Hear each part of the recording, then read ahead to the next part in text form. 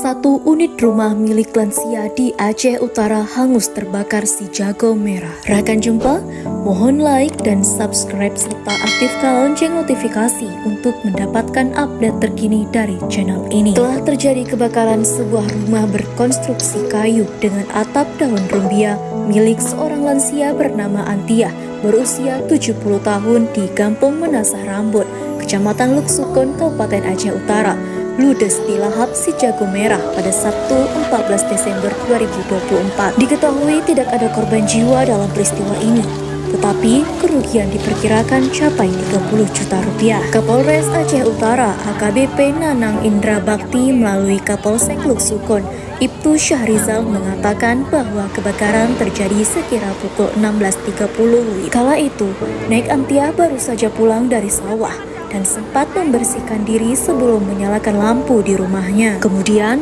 ia pergi ke rumah anaknya, yaitu Erlina yang masih satu kampung dengannya. Tak lama, Erlina melihat api serta kepulan asap dari atap rumah Nek Antiah.